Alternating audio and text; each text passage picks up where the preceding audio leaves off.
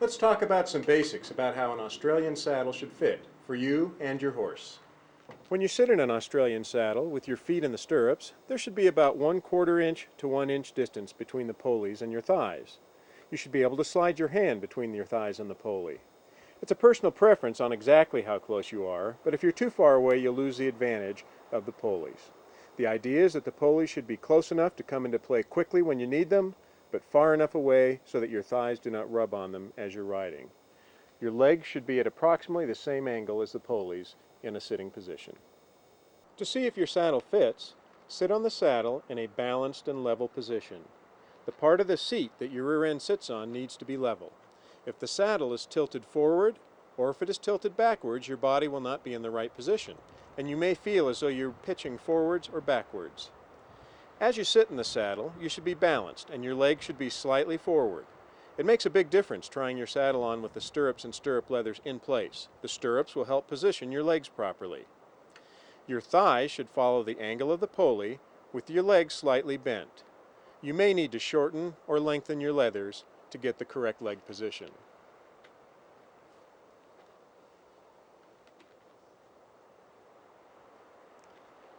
The Australian saddle sits forward on the horse's back like an English saddle, as opposed to further back like a Western saddle. A proper fitting saddle should sit level on the horse's back. It used to be that you would make sure that the pommel and cantle were level to determine proper fit. However, Australian saddle styles have changed some over the years, and with the addition of higher cantles for a deeper, more supportive seat, and horns on some models, this is no longer necessarily true. The real measure is the levelness of the seat, where your rear end sits. Once you've made sure that your seat is level, now make sure that you have at least 2 inches of clearance between the withers and the top of the gullet at the front of the saddle. The saddle should not be pressing on the horse's spine. The clearance should run anywhere between 2 and 4 inches. Here you can see that this horse has 3 inches of clearance. If your saddle seat is sloping down towards the horse's neck, then the saddle is too wide.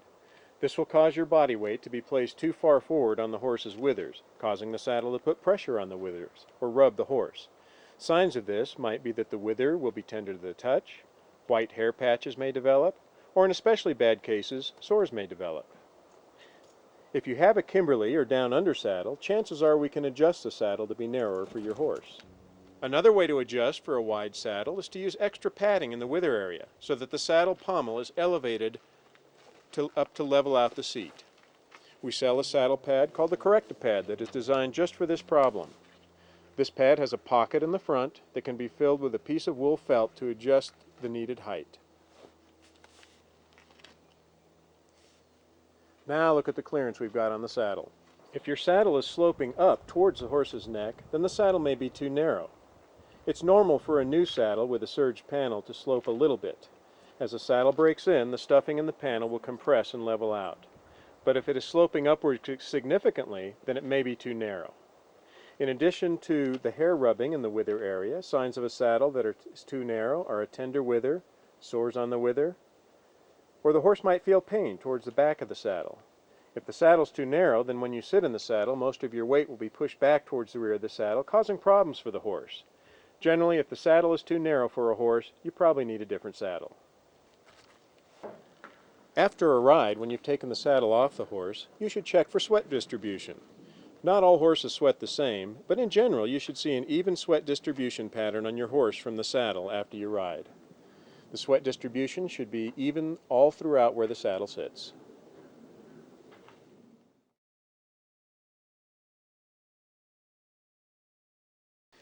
Now let's girth the horse. We're starting on the off side or right side of the horse. Here we have the billet strap that's sewn onto the saddle and the overgirth strap that goes across the top of the saddle. We've already made sure that these two straps are about even and that the holes are lining up. The next step is to put the two straps through the buckles on the girth, and these are the buckles that are opposite where the pull-up strap is.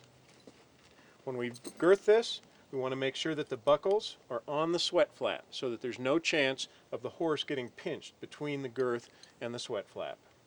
The buckles can be as low as here or they can be as high as here. But the idea is, once we've finished, we want these D-rings to be about in the middle of the horse. So let's go ahead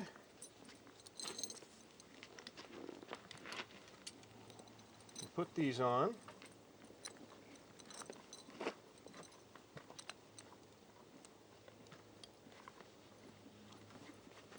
Like so. And then we'll put the straps through your keepers and let the girth hang straight down. Now we're going to check to make sure that the saddle is in the correct position.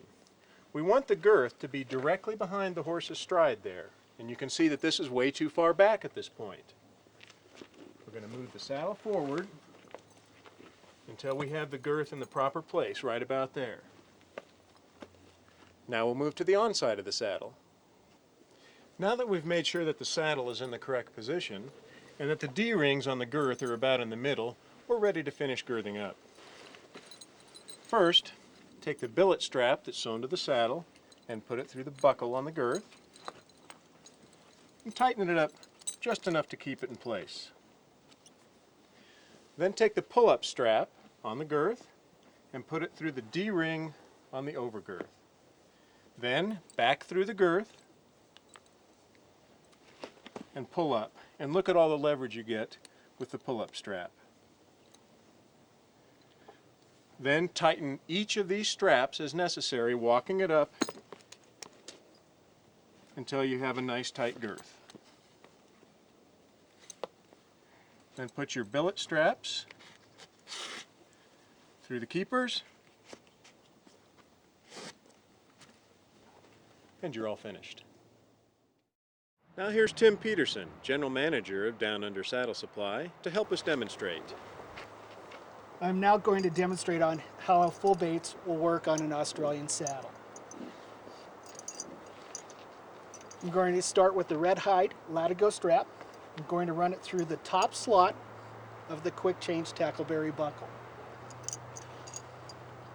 I'm now going to take the latigo strap, bring it through the lower portion of the double D rigging here. I'm now going to pull it through, keeping everything even as I walk it up.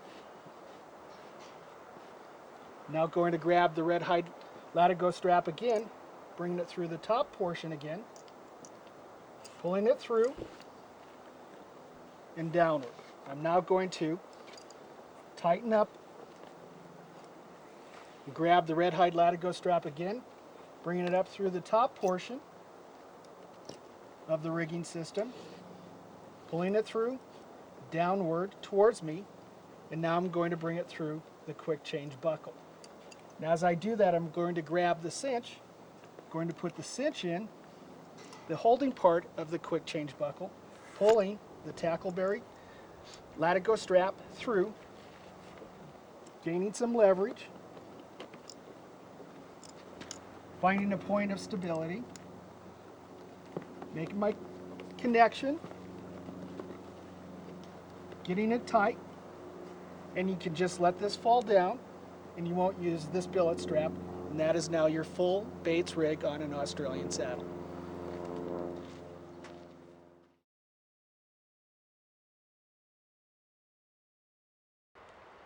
Tim is going to demonstrate how to put stirrups on 3 different types of leathers. A quick change 2.5-inch leather, a self-interlocking 2.5-inch leather, and finally a 4-inch stirrup leather fender. First, we'll assemble the Kimberly 2.5-inch quick change leather. Remove the keeper. Place the stirrup leather through the large port area of the stirrup.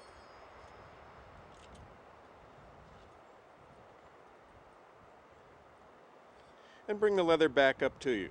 Let the stirrup fall while holding on to both ends of the stirrup leathers. Now bring the strap back through the buckle from outside to inside. Buckle the leather into the appropriate hole. Proceed down to the stirrup and place the strap through the small port area of the stirrup. Now pull it back up towards the upper end and pull it all into place, bringing the keeper down towards the stirrups, locking everything into place. It's important to have the buckle and keeper in the right position.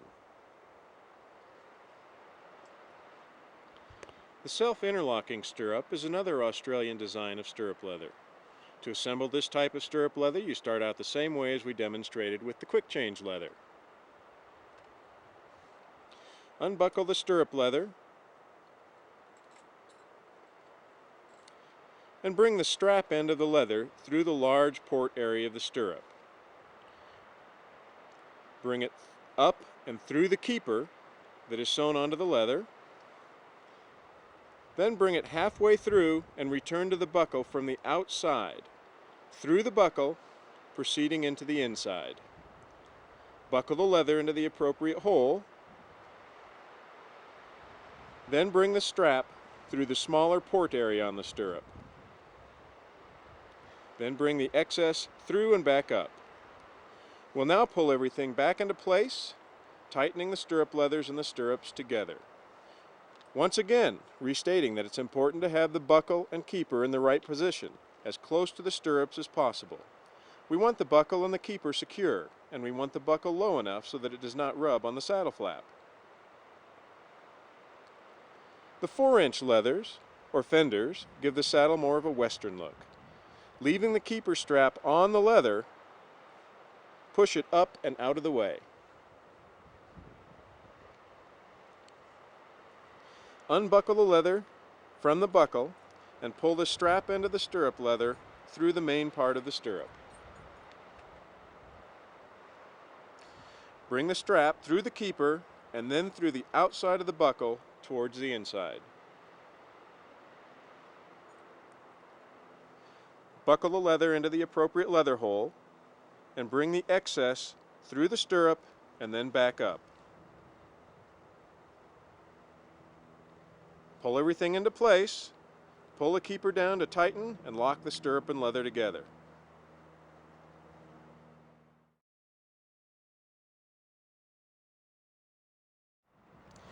Now that we've shown you how to attach the stirrups to the stirrup leathers, we'll demonstrate how to attach the leathers to the saddle.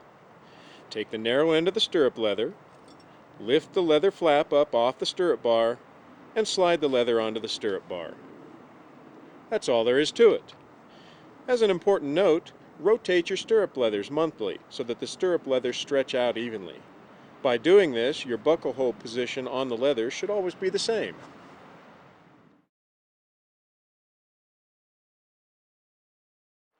There are 3 basic types of Australian breastplates, and they're all designed to stop the saddle moving back in steep and hilly terrain. The first style is known as a stockman's breastplate. It's very easy to put on your horse. There are 2 straps that attach to the bridge staples on your saddle, and 1 strap that will attach to the girth. Kimberley and Down Under stockman's breastplates come with a detachable running martingale. Now let's put one on. We've already attached the offside of the breastplate to the bridge staple. So now we'll bring the leather strap underneath the horse's neck and attach it to the D-ring. And next we'll attach the attachment strap through the bridge staple on the saddle and buckle it.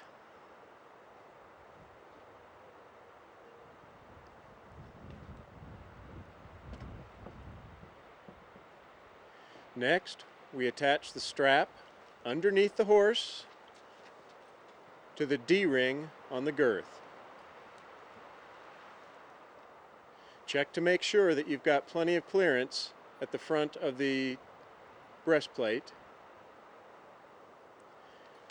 Here's the detachable martingale. If you want to use it with the reins just go through the 2 rings on the martingale. If you don't want to use the martingale, just unbuckle it.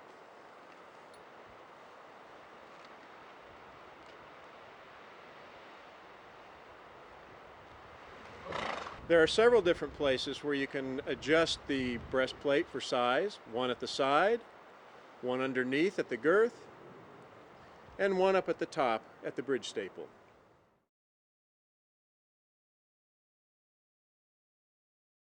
We'll demonstrate with the halter bridle how to put a bridle on a horse. First, take the cheek straps off by unclipping them from the halter bridle.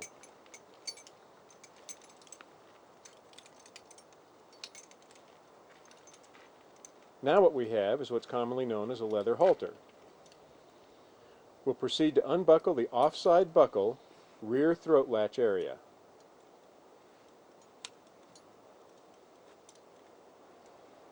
Placing your right hand on the top part of the crown band and your left hand on the top part of the nose band, make sure that you're holding it in an open nose position.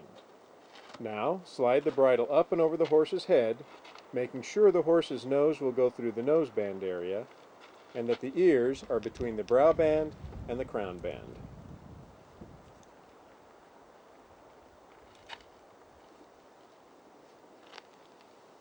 Bring the throat latch up and around and attach it to the first hole of the buckle. Adjustments can now be made to balance the halter bridle to the horse's head. If necessary, adjust the nose band to have the proper slack. You don't want it to be too tight.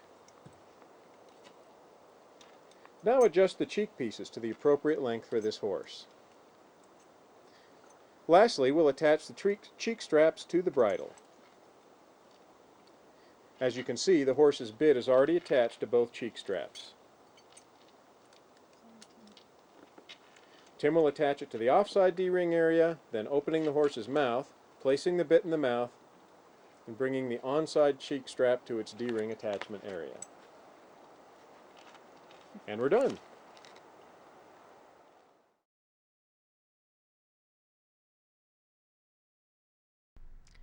The crupper is a strap that stops your saddle from sliding forward on steep terrain.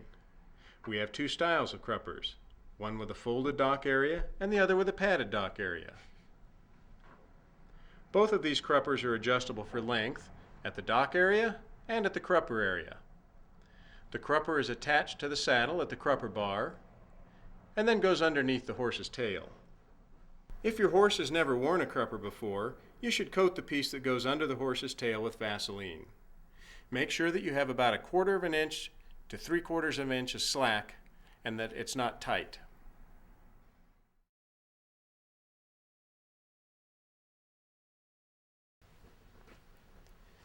Now let's talk about how to take care of your saddle and tack.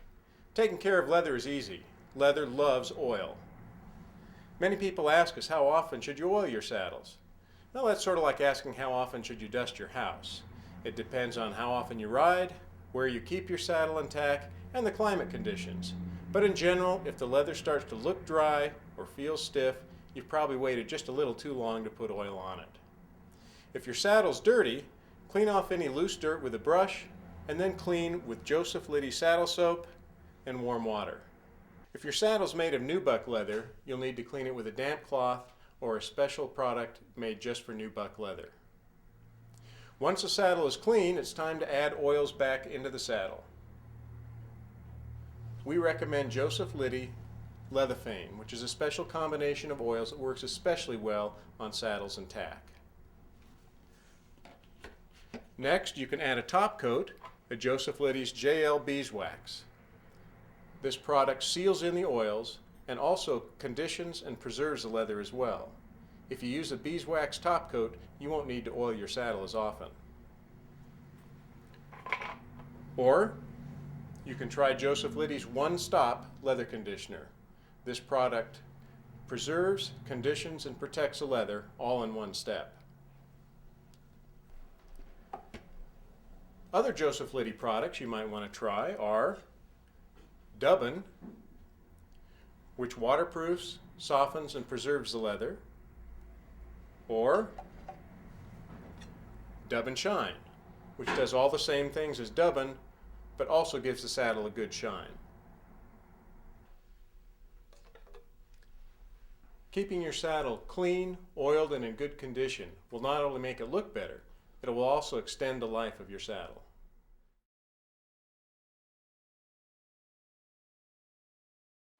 If you're mounting the saddle from the ground and not a mounting block, make sure that you don't lift yourself up by pulling on the saddle. This will move the saddle out of a balanced position. Put your foot in the stirrup, grab hold of the horse's mane, this won't hurt him, and give a jump, throwing your leg over the saddle. While riding your horse in a walk, your legs should be slightly forward, with 50% of your weight in the seat and 25% in each stirrup. One of the most frequently asked questions is, can I post in an Australian saddle? Yes, you may post in an Australian saddle, but the position for posting is not nearly as high as in an English saddle, just a couple inches clear of the saddle. Or, as on a Western saddle, you can choose to stay seated while in a trot, canter, or gallop. Here is nationally renowned trainer and dancing horse performer Al Ragazine demonstrating how to sit a trot and canter on an Australian saddle. Notice how his riding position stays constant regardless of the horse's gait. His feet are forward of his hips, and his weight is evenly distributed. To hear Al's opinion on Australian-style saddles, and to find out more about his training methods, see Al's presentation in the Special Features section of this DVD. All of us here at Down Under Saddle Supply would like to thank you for your interest and for joining us here today to learn more about the Australian riding experience. And remember, we're here to help, so if you have any additional questions, feel free to call us or give us an email. We'd love to hear from you. Enjoy your ride!